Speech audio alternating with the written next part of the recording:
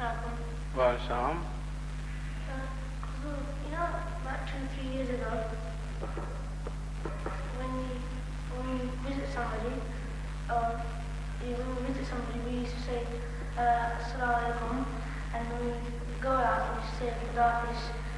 But now we say Assalamu alaikum when we visit somebody, and Assalamu alaikum when we go out. So why has it changed when we go out?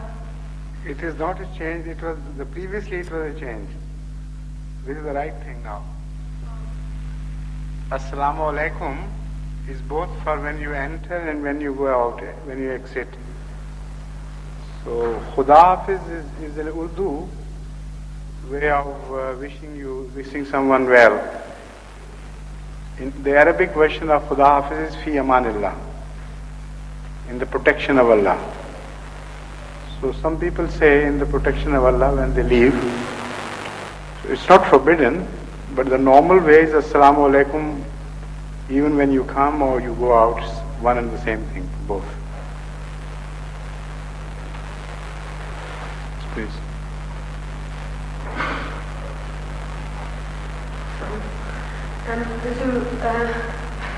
If an English boy, your friend, asks you to come to a birthday party, are you allowed to go to it?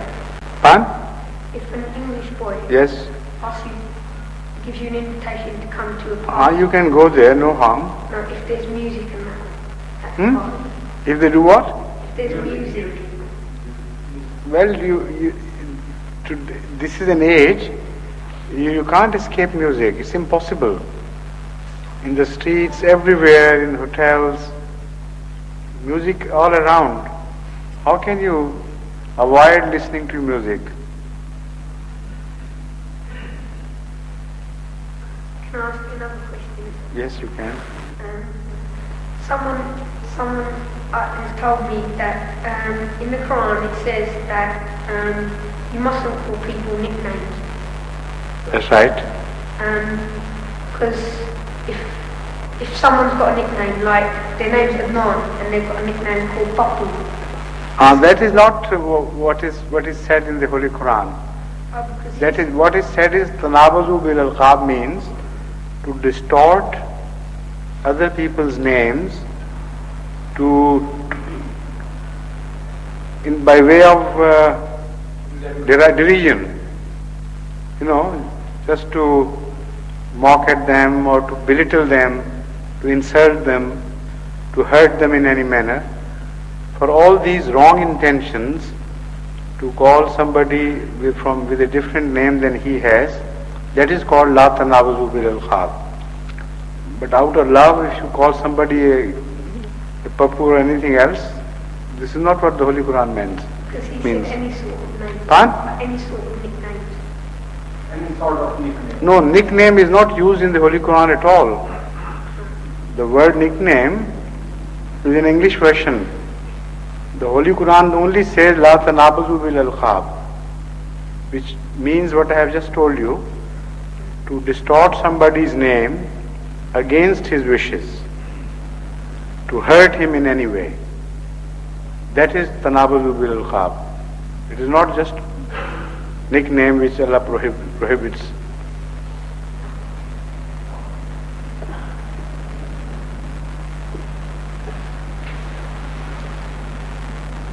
So, yes please.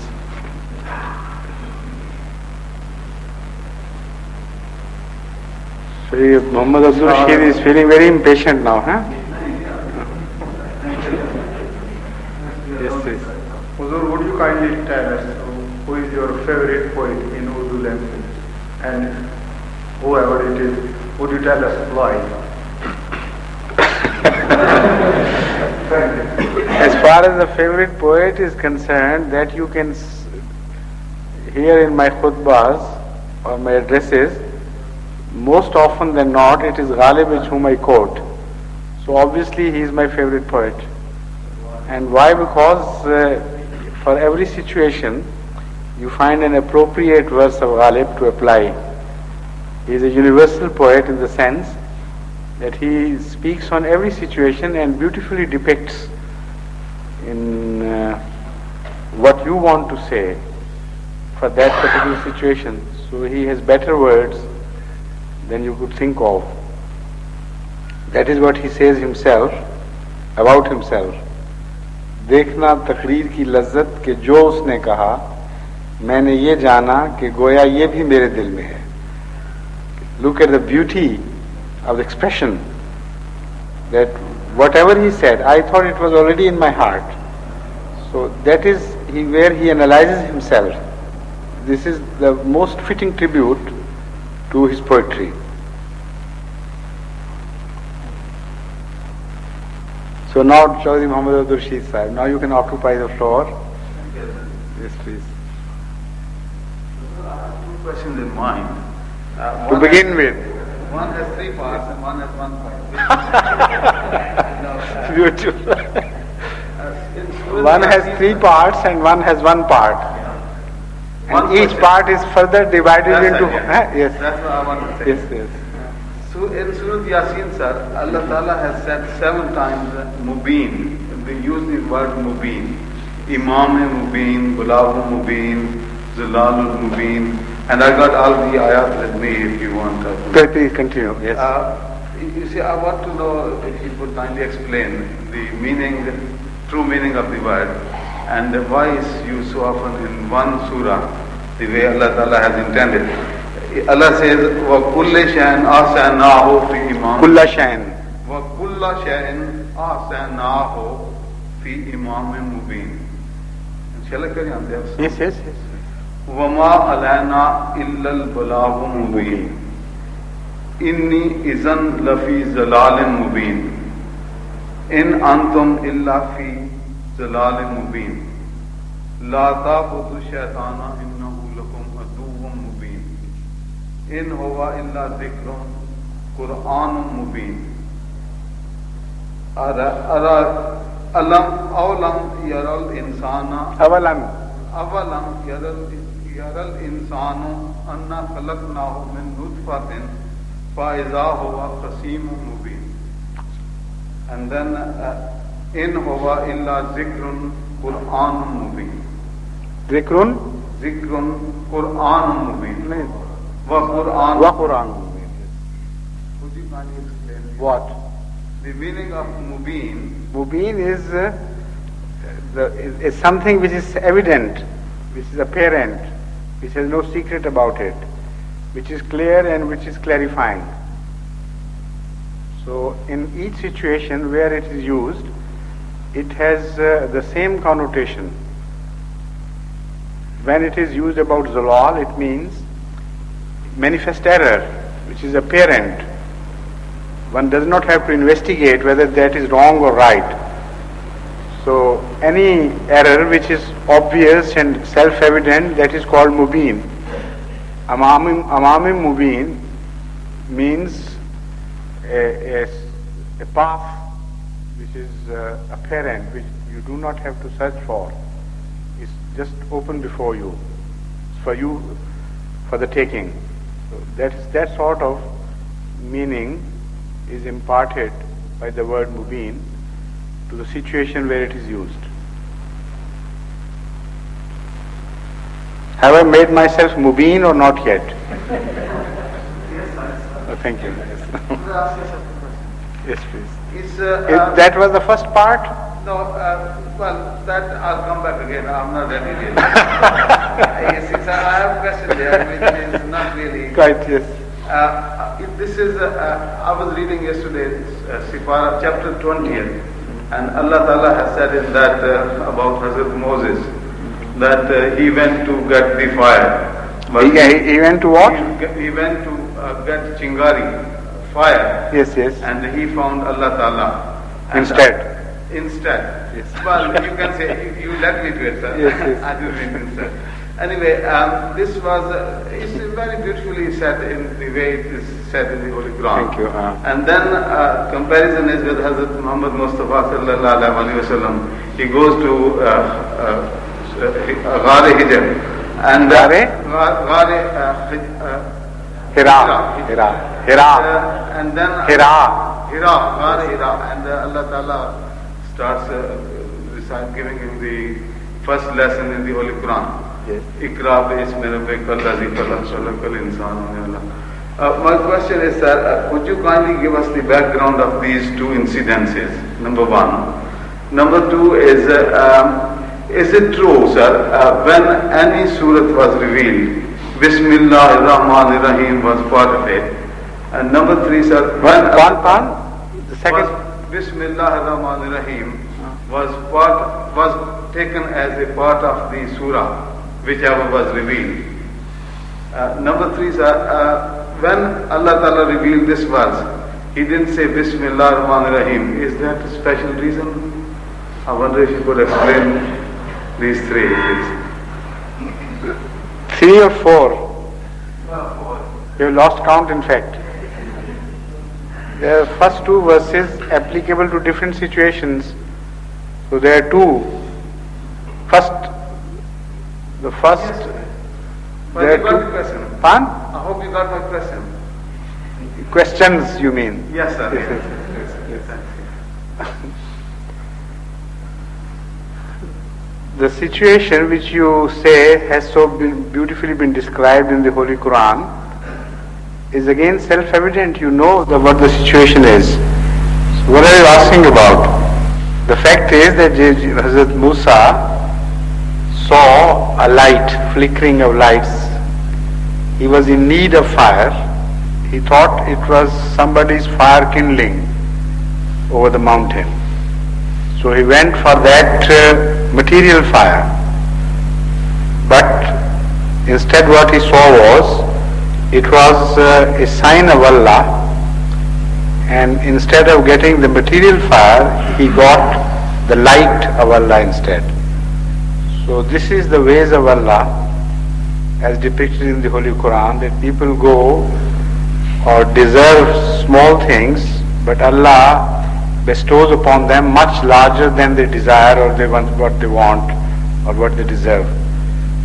So these are the ways of Allah. Moses went for a smaller thing as compared to what he got.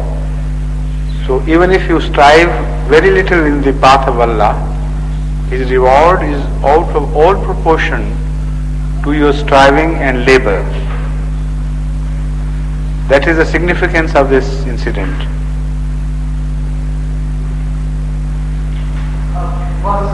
Was he prepared to accept what was going to be given to him, sir?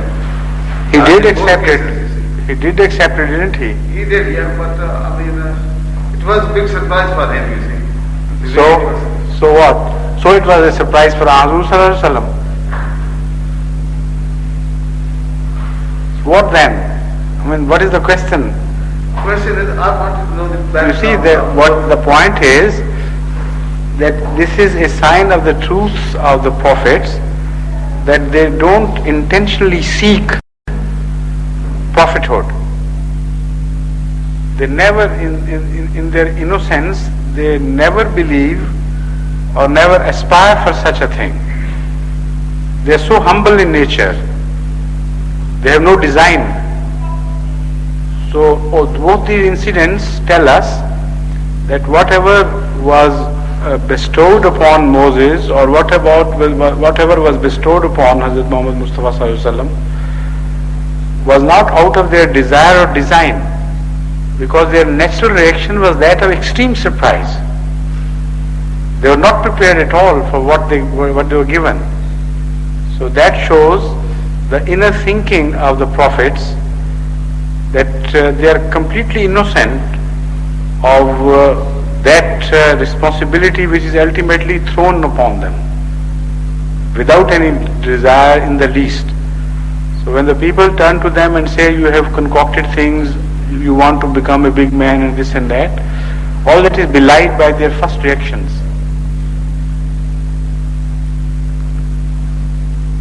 What is the second question? Second part of the first question? Or third one perhaps? Yes. Unless I've got it. The fact is that the first verse which was to be revealed was to a mind who was not prepared to receive. So he had to be prepared. This is why the first words spoken to him were Iqra. Speak. Read. recite, all these things are covered by word Iqra. So he hesitated. So if say somebody had said Bismillah ar-Rahman ar-Rahim to him, he would not know whether he is expected to repeat the words or not. So first of all, as a first lesson, instead of saying Bismillah ar-Rahman ar-Rahim, it was said Iqra, Bismi Rabbika allazi khalaq. So Bismillah ar-Rahman ar-Rahim is replaced again by Bismi Rabbika allazi khalaq.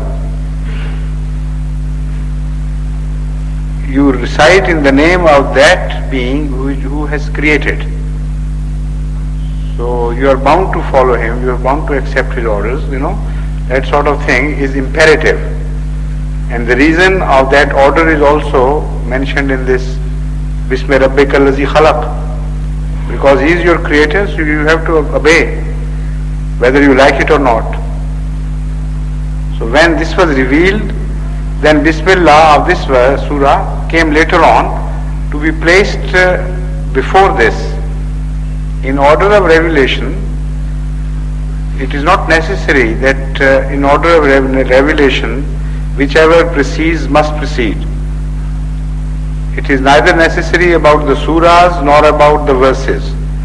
There are verses revealed afterwards which were put in order before those verses,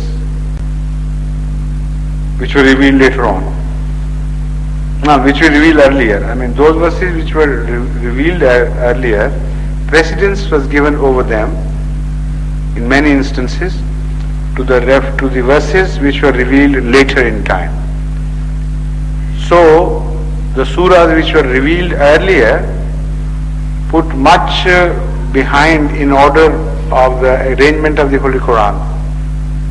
For instance, the last surah, this very surah, is in the last chapter of the last part of the Holy Quran, while it is the first surah. So that arrangement of the Holy Quran has nothing to do with the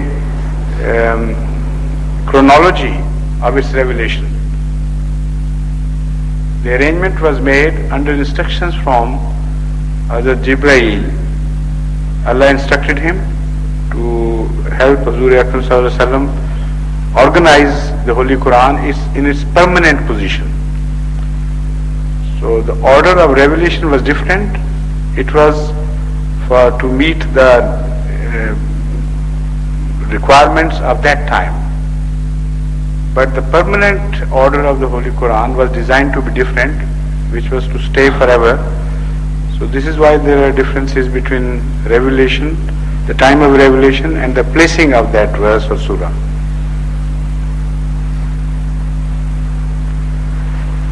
Before your second question, I should like this boy again to this young boy.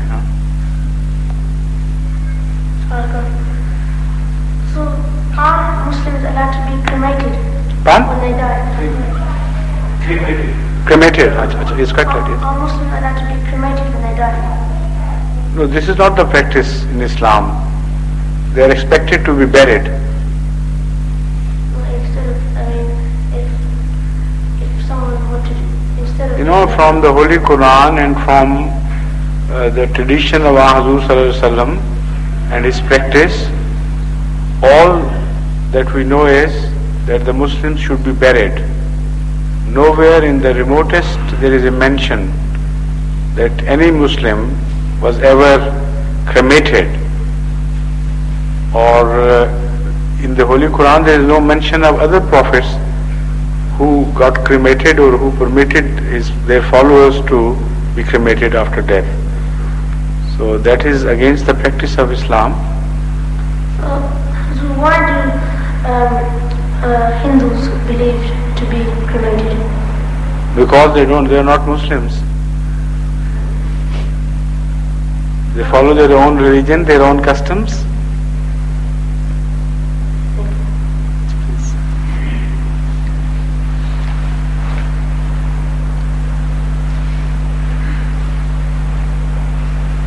Since you have been asked about the Bismillah, I would like to know that when the Imam is reciting or leading the prayer bil jahr, so he does not say Bismillah. And since it is a part of every surah, why we do not recite Bismillah bil jahr? This is a practice which has come down to us through generations. That which is obvious and understood, sometimes it is said quietly, taken for granted. So that is in fact, it's not a disrespect to Bismillah. In fact, it's a way of respect to Bismillah. That is of course it is for granted. This is there. But some people do say it, recite Bismillah with loudly.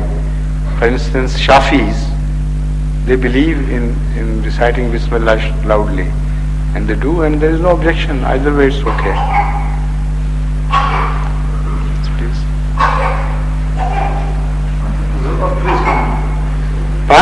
Kalam Sahib wanted to say something? After that. If there is an after. A question about these muqatta'at in the Holy Quran.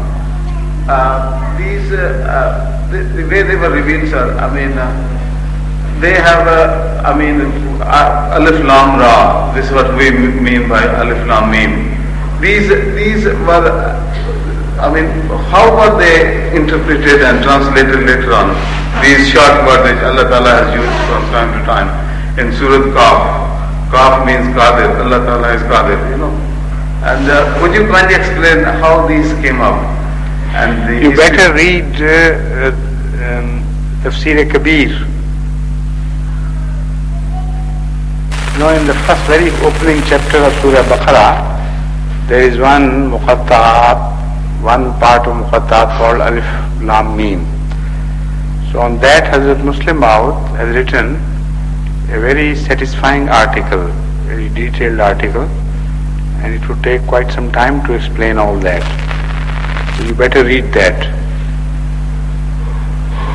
Right?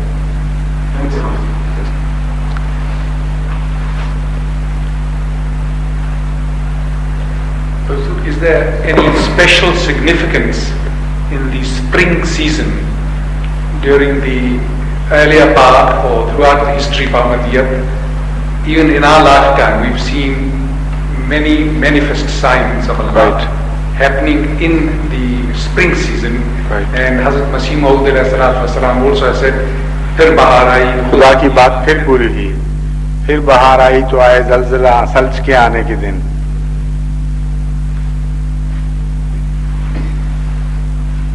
Allah can show signs in any time, any time of the year, any season. But this Bahar has special significance for Ahmadiyyat, because I think that it is significant in the context of Ahmadiyyat's position vis-a-vis the earlier part of Islam. When there is a fall after the full bloom of vegetation, the first bloom and the first upsurge, there comes a fall and people lose hope. And then when the spring comes, it brings new hope. Although the trees are the same, the flora has not changed. Same are the grass and the branches and the trees, everything. So Allah wants to signify by this that it is not a new garden. It is the same garden of Hazrat Muhammad Mustafa Sallallahu Alaihi Wasallam, which has seen a sad season of fall. So a new hope will be brought to them through the spring of Ahmadiyyat. That, as I understand, is the significance. So that is a very important season of the year. So when signs are shown particularly in that season, that again proves that Ahmadiyyat is really like spring to Islam. Because those signs which appear in the spring, they support Ahmadiyyat and they are in signs in favor of Ahmadiyyat.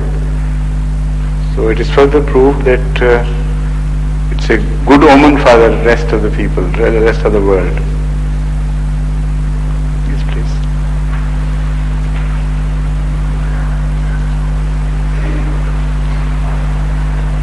Although something is bothering me for quite a considerable time. How long? It is maybe about 6 months or a year. It's a very fundamental question regarding Allah. So far I understand Allah is for every human being, for every religion. Whatever I have gone through the history, Islamic history or other history, I find that most of the wars, battles, cruelty, things of that kind have been committed on the name of Allah, on the name of religion. And now, at this stage even, same in one religion, Roman Catholic, Protestant, Sunni, Shia, and latest we are experiencing as and the cruelty is being done on the name of Islam against enemies. If we all belong to Allah, if we all worship, maybe in different ways, different procedures, customs, as a human being, as a religion, why all this cruelty is, even at this age, being committed against the name of Allah? In the name of Allah.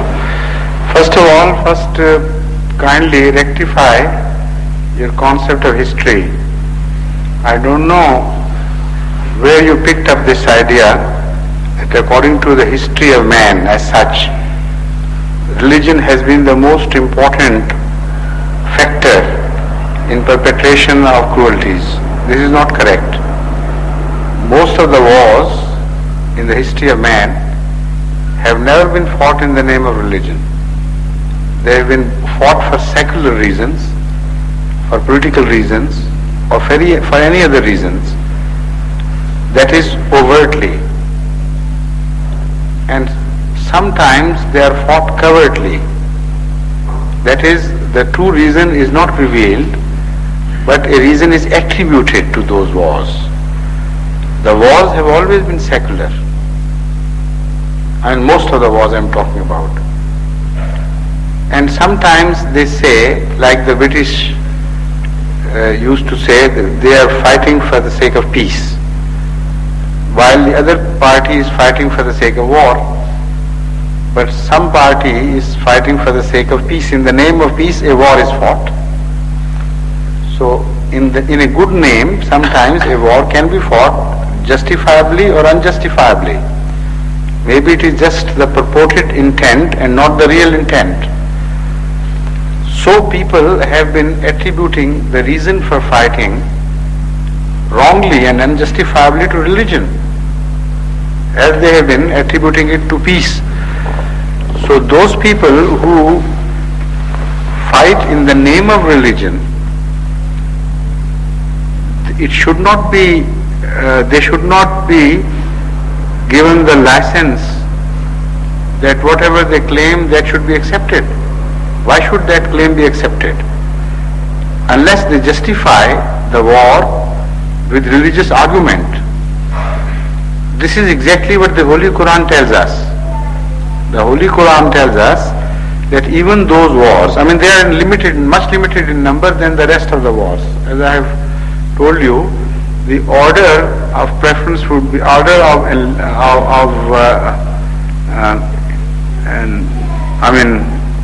if you look at it from the point of view of numbers, in that order, the largest, biggest, widest wars were not fought in the name of religion. So to say that always the cruelty has been perpetrated upon another in the name of religion, it is wrong in the first place. Secondly comes those wars, secondly come those wars which were political in nature but were fought in the name of religion erroneously. It was claimed that for the sake of religion, but it was not for the sake of religion at all. It was for some other reasons. And there the initiators of those wars were not religious people. They were irreligious. And the wars were waged against the religious people who were in minority and who were totally innocent. So the religion was not the cause of the war. The religion was made the object of war. The religion was made an object of cruelty. It was not perpetrator of cruelty. It is quite the other way around. So go to the sources of religion anywhere in the world. This exactly is the situation. Whenever a prophet comes, he does not preach war. The war is preached against him. And that war is not justified by any religion of even that time. That war has political reasons. They begin to see that a new order is going to overtake us. The old order is going to be destroyed because they see that inherent power and potential in that prophet who is going to destroy the old order, and a new revolution is going to take place. So for fear of that revolution, for fear of demolishing of their own edifices of superstitions and other things through which they rule the common man, that fear is responsible. Out of that fear, they wage a war in the name of religion, while their own religion does not permit them to wage a war. So that is also out of question. When a religion is persecuted and after a certain limit and transgression, the followers of that religion are permitted to defend themselves, who can say that this is a way of committing cruelty against mankind? It is those against whom atrocities were committed who are permitted after a very long time of patience and perseverance to fend for themselves. And when they do, when the worldly people begin to point out, look here, this is the war in the name of religion, so religion should be condemned. So if you analyze the history correctly in its true perspective, this question falls on its own. It has no strength in it.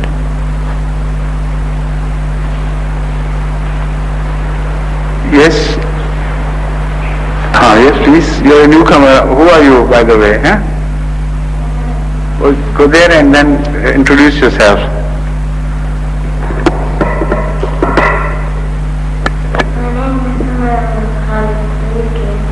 Samar Ahmed Khalid? Samar Ahmed Khalid. And you are son of? Who is your father?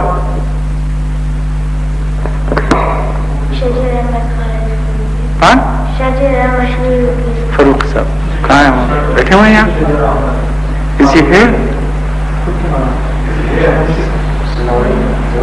हाँ सनौरी साहब हैं हाँ ठीक है all right now I got you okay I'd like to ask did Jesus have any brothers or sisters? क्या कहते हैं Jesus had brothers and sisters. Yes, he had brothers that I know of. I don't know of any sister of Jesus, but I know he had many brothers, but not from the same mother, of course. But they had a father and Jesus had no father. So they were half brothers.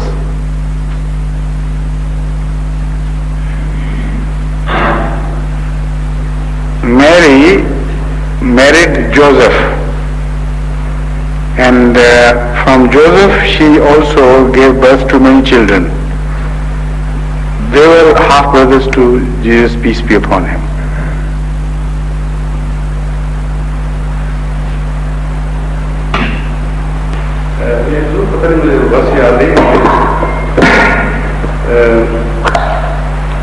इसको मूसा देखा नहीं या बनी Israel यस्कुरू निअमतल्लाहि अलैकुम إذا جاءتكم أنبياء وجاءتكم ملوك.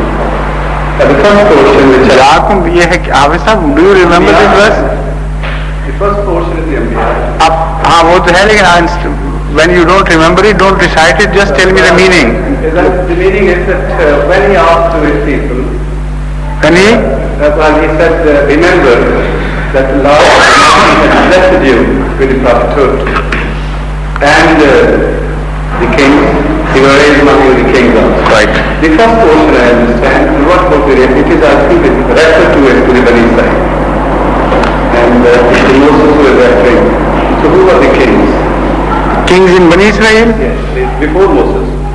Of course it's the Bani Israel, well it's the Moses is referring to Bani Israel I think. No, Bani Israel covers the entire Israelites up to the time and even beyond Hazrat Isa alayhi salatu wasalam. So all the kings are referred to here. I think it's the Moses who is referring to the people. Huh? It's Moses who is referring to the people. What? Let's remember when God blessed you with the prophethood. And First, open the chapter and then after being sure, let them correct. Yes, please. One sound. Sir, is there a prayer in for promoting our sin tabligh? In? Anyway, promoting our sin tabligh. Haven't I recited such verses so many times? Even prayer, which you recite during tabligh. Yeah, to make your tabligh more effective. The prayers of Hazrat Musa alayhi salatu wasalam bear special reference to these situations. There are some others as well. So, Rabbi Shrali Sadri wa Yassir li Amri wal Uqdatam min Lisani Yafqahu Qawli. That is one of those prayers. ربنا افتح بيننا وبين قوم الظالمين ربنا افتح بيننا وبين قوم الفاسقين and وانصرنا على القوم الكافرين. All these are the prayers applicable to the situation of jihad, which is primarily tabligh, and secondarily if you are compelled to raise sword in defense, that also becomes jihad. But the first and initial meaning of jihad is to preach to others.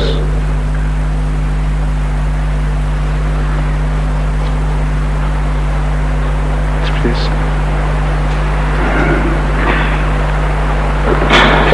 This question concerns fasting. Very recently, one of the non-Muslims raised this objection to fasting, that since we have to fast from about 4 in the morning to about 9:30 in the evening, that's about 80 hours long. And he thought, medically speaking, our kidneys need water regularly during the day, and this long fast could damage our kidneys. Would you throw some light on the subject, please? I think our kidneys are as good as their kidneys. So the practice of fasting even during the hot summers of some areas where Muslims are found more in population, that proves that this is just an allegation, false allegation. Kidneys can take a lot of rough and tough. And moreover, when you begin to drink like a camel after the breaking the fast, the kidneys are so flushed heavily, that I think it is more than offset the disadvantages,